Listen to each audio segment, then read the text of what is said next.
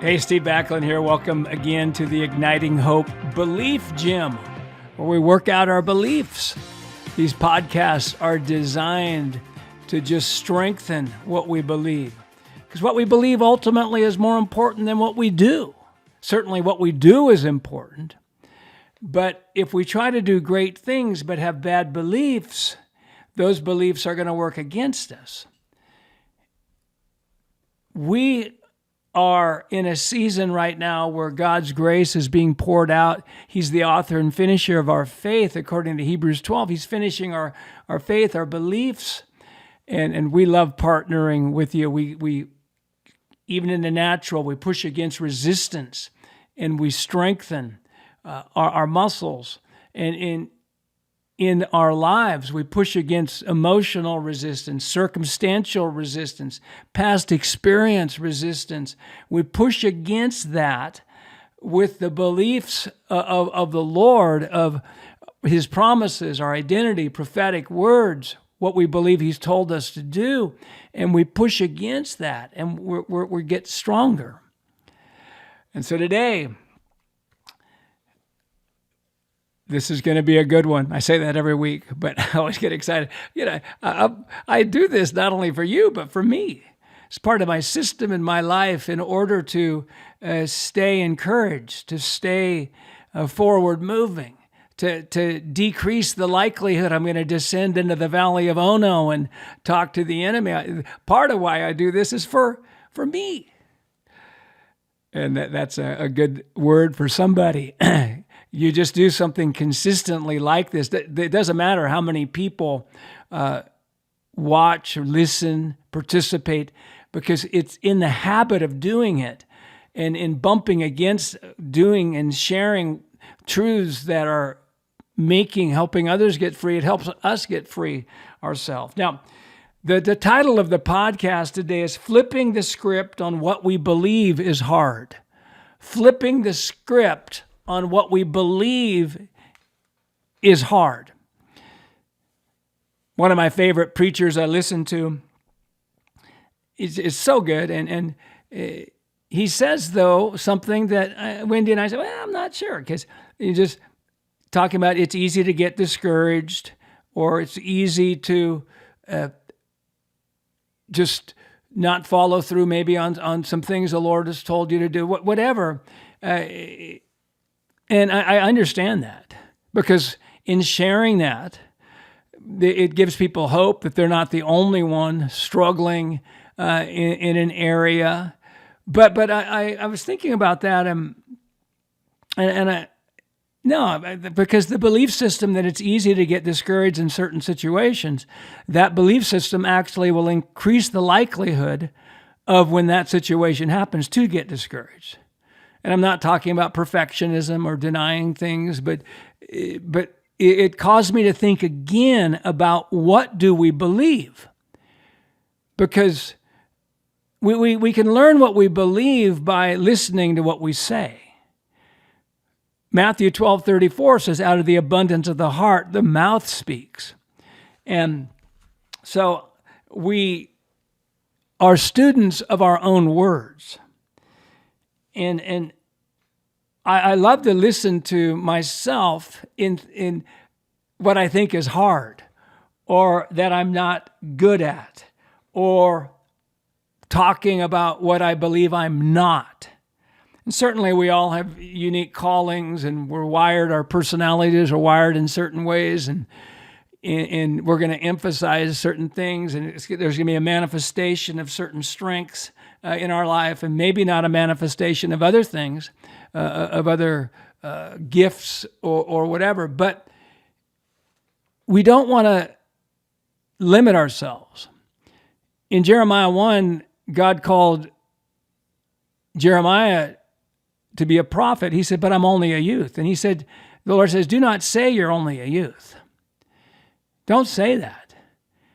The fact, it may be a fact, but the way you're saying because I'm a youth, then it's going to be difficult to do what you're calling me to do. It's hard. It's going to be hard.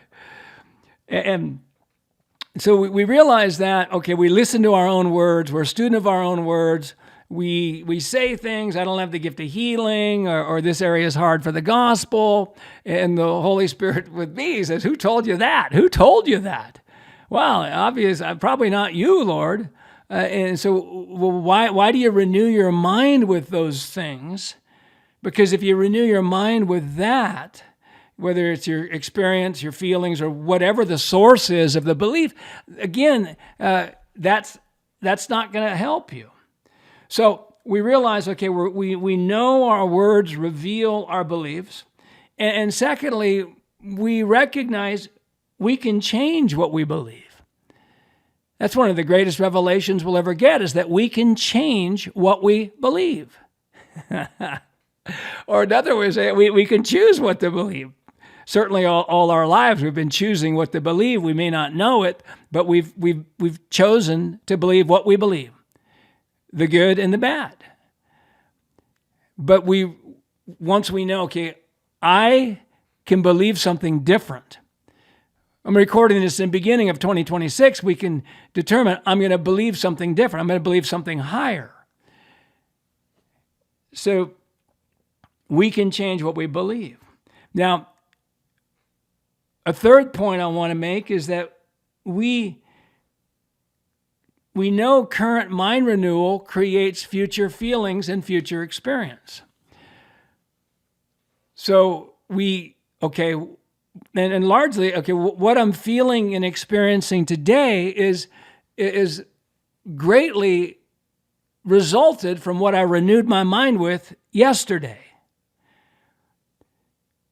And I love the fact that Romans 12:2, be transformed by the renewing of your mind. That takes all limits off our lives, because there's no limit to how much we can renew our minds. So there's no limit to how much we can be transformed.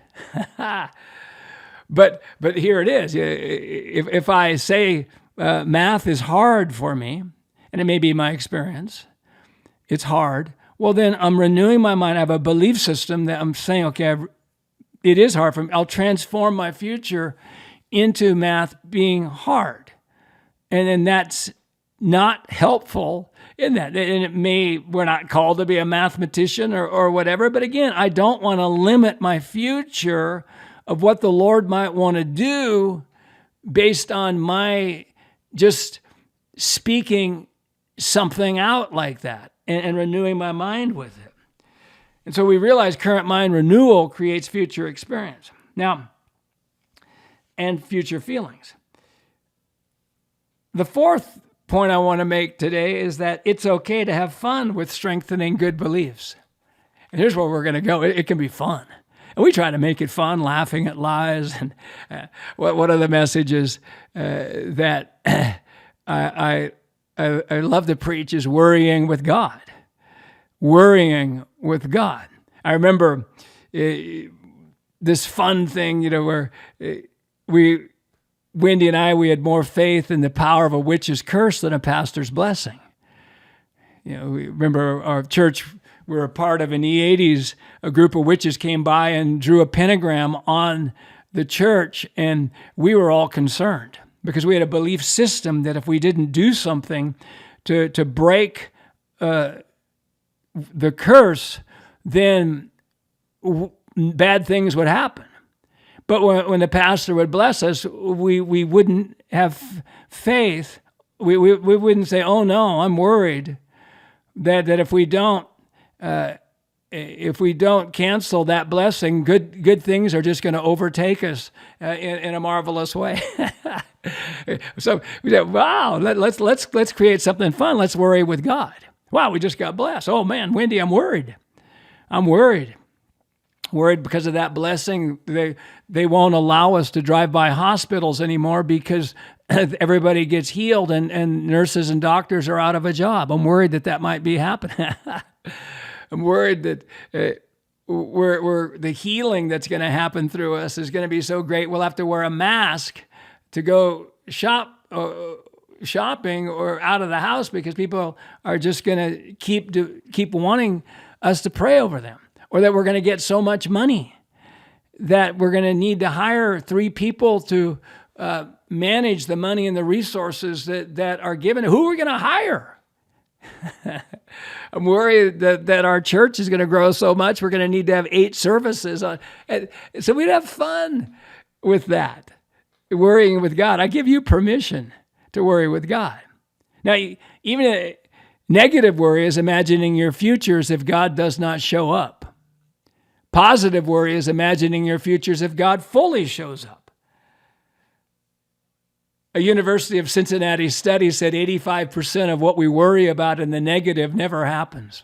And the 15% that does happen, most people find a successful way to navigate through that. Wow. Even if 85% of what we worry about in the positive, by the way, positive worry is imagining your futures if God fully shows up. Even if 85% of what we worry about in the positive never happens, we had more fun worrying.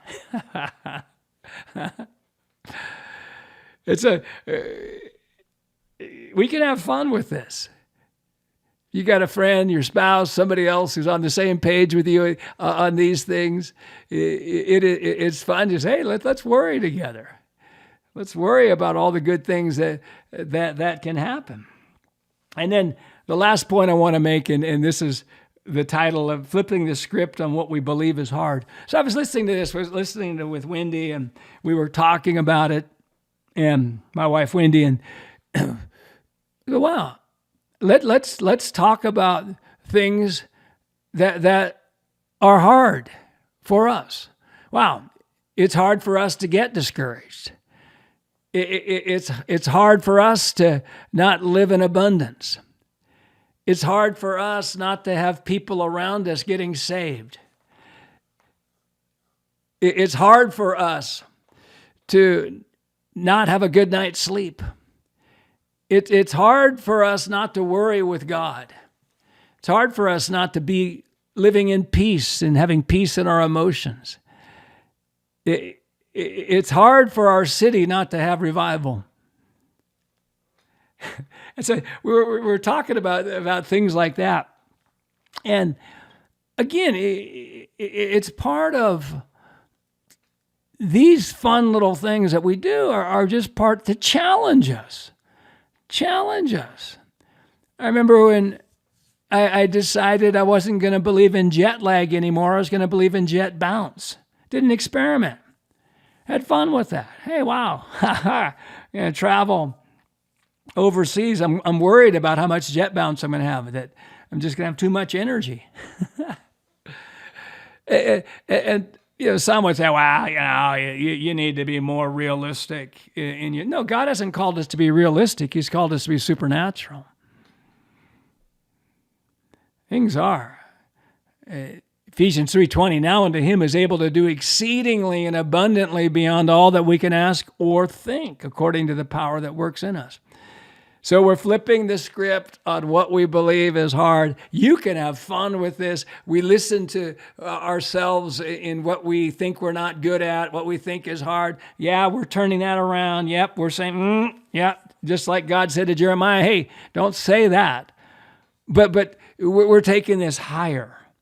We're taking this higher. Wow, it's hard for me to not walk in unity with people. It's hard for me not to see people healed when I pray for them. It's really hard for Wendy, you and I to have any kind of discord in our marriage. I sense you're getting this. Have fun with it. I bless you. Hey, thanks for listening to this podcast today.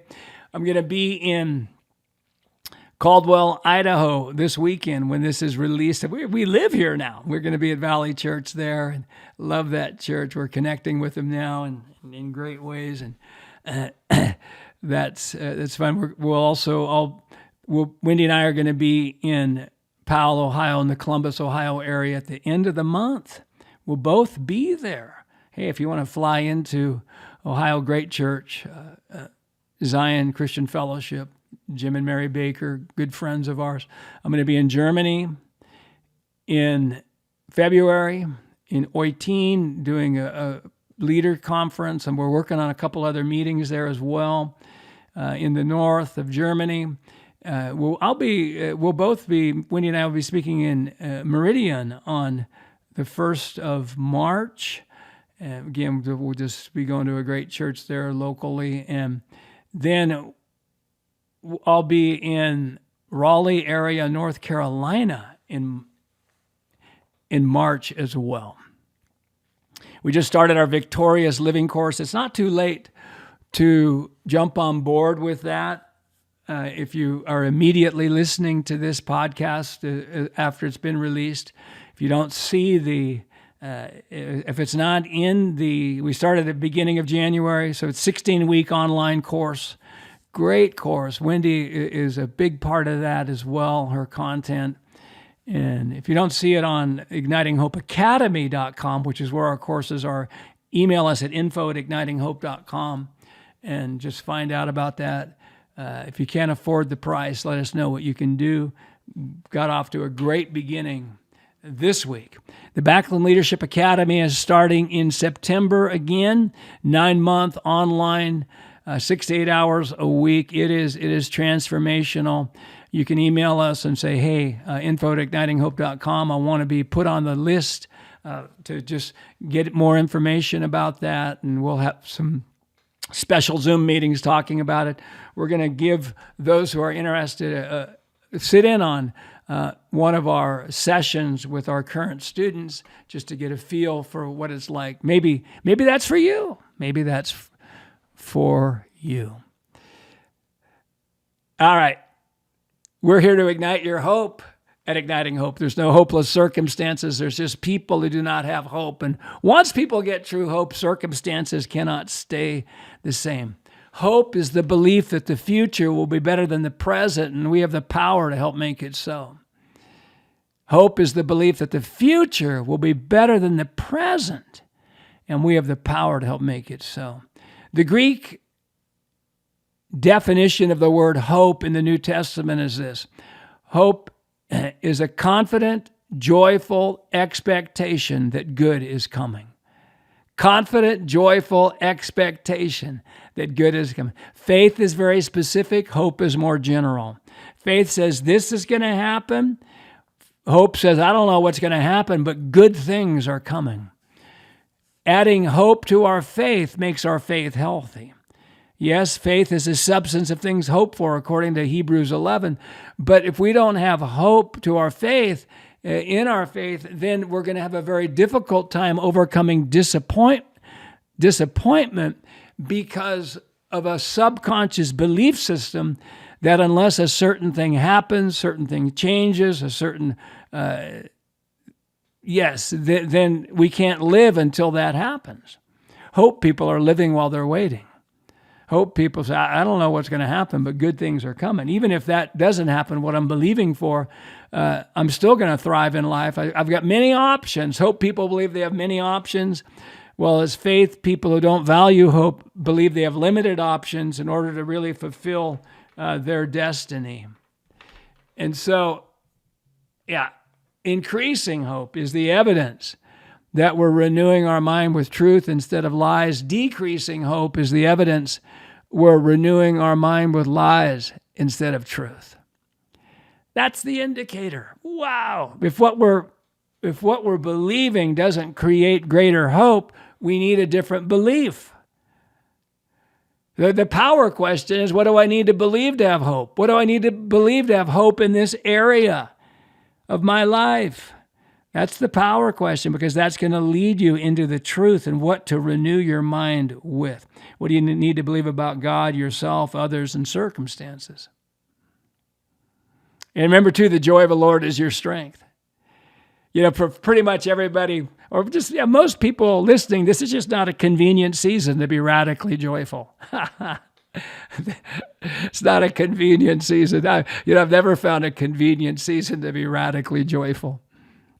There's always a reason. I'm disappointed in me. There's things in my life, the people in my life aren't doing what I think they should be doing. Financial pressures, media issues, there's bad news all the time. By the way, somebody who's watching right now is getting delivered from addiction to the news.